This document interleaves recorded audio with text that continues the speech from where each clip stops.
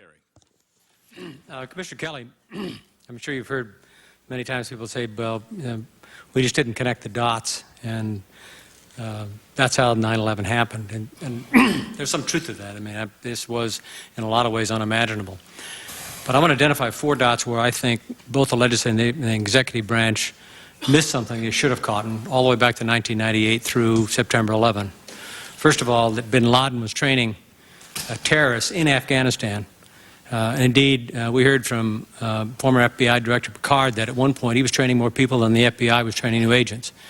And we didn't attack him except for once, after we were attacked in August of 1998 and again in the cold. And I think we should have, couldn't, and we're negligent as a result. The second one, and the first 3 are historical, by the way, and the fourth one leads to your final point that you were making in your testimony. The second is that we were focused overseas rather than domestic. Why? The FBI knew that members of this Islamic army were in the United States of America. The CIA allowed at least 2 on a watch list to come into the country. Neither the INS nor the consular offices appeared to me to make much of an effort to try to make certain that al-Qaeda had a difficult time getting in or staying in the United States. They should have, couldn't, didn't, and were negligent. I'm saying Congress and the executive branch. Next, in the area of hijacking, at the very least, should have said, you know, the words hijacking has been mentioned a few times. And the FAA should have communicated, I think, to the Port Authority and said, at least start doing some scenario analysis here. Maybe something could happen. They should have, they couldn't, could have, and didn't, and I think we're negligent. The last one is the one you're talking about. It was a mistake not to pay attention to New York City and say it's the most likely target. Attacked in February 1993. The landmark was an attempted attack in 1993 and 1994. We had ample reason to believe that New York City, as the financial and media capital of the world, was going to be the target, and we didn't give it the primary attention. And I think C-SPAN's camera is still rolling. I want you to talk to the country now, because I understand as a former member of Congress how hard it is to separate out a single city and give it, I think, what it deserves now, unique attention. You've identified 2 additional times when attempts were made in New York City. It's a unique situation.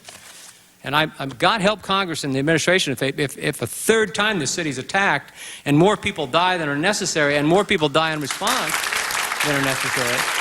And we're left again saying, please. We're left again with hearings where, you know, we've got to say, well, we asked for resources and didn't get them. So I'm going to ask you a series of questions. And one of the problems, as you know, one of the problems is I can't just maintain what I need now. I've got to surge maybe 20, 25% more in a crisis than what I'm going to need in normal circumstances. So the question is, do we have enough resources in New York City's hospitals to be able to handle a biological attack with I would say, more than 10,000 casualties coming in at the same time? Do we have the capacity in New York City in our hospitals to be able to handle such an incident? Well, it would certainly be a huge challenge, and I would have to say, and I'm not totally familiar with all of the hospital resources we have, but I would say no. So would I. From listening both to the American Hospital Association and the General Accounting Office, their analysis nationwide is very negative, and it's got to be just as negative in New York City. And dealing with St. Vincent's down the street, knowing what their problems are, my guess is that we'd be under capacity, and then more people would die than necessary as a consequence. The second one is in the area of communication.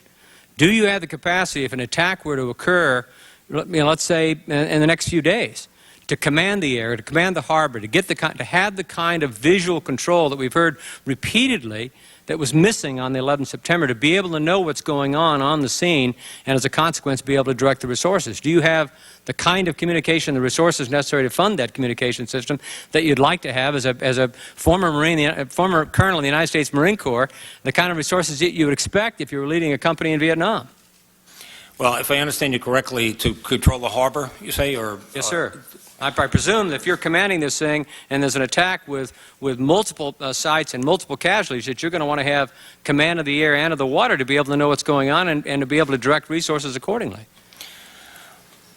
Well, we rely, of course, on other agencies. Coast Guard, for instance, we have a close relationship with them. We have 25 of our own harbor launches here. When you look out, when you go by the United Nations, if you go by the World Financial Center, go by the Brooklyn Bridge, you'll see New York City police launches there. Yeah. So in terms of our waterways, to be narrowly focused on that issue, I think we're in reasonably good shape, certainly for a municipality. But are you going to be able to get the air resources so that you know what's going on the ground? Because we've heard repeatedly that one of the problems is you go to the location or even at the command site and you simply don't know. You almost got to watch commercial television to figure out what's going on. We have 7 helicopters, and we have the capability now of sending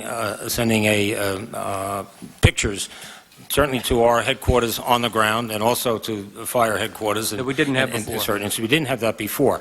We are getting new Augusta helicopters. They're replacing some of the ones that we have. That will increase our capacity to do that. And, we said we are now taking fire executives up in the air to help us manage a fire. We practice that.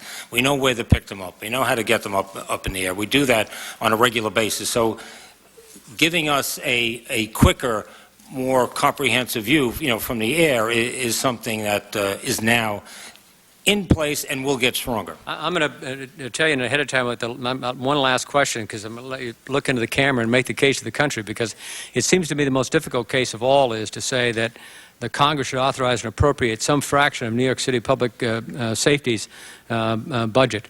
Because if they don't do it, you're simply not going to be able to come up with the resources to be able to do it. We all remember after 9/11, God, the Yankees were cheered at Comiskey and at Fenway. The country felt like this was their city.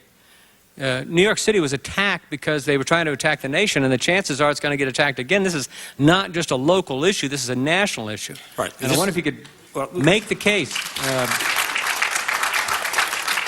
This is the financial... Please, you would ask, first of all, ask the audience, please. If you let the hearings continue, we'll lose time when you do that. That's the last question I've got, Commissioner Kelly. This is the financial communications capital of the world.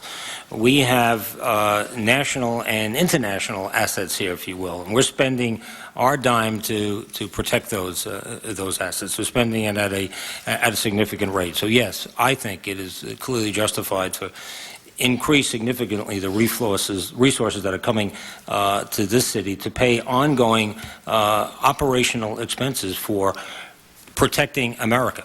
This is the core of as I say, of significant industries in this country. If something happens here again, it obviously reverberates throughout the world. We still haven't recovered from the economic impact of September 11th.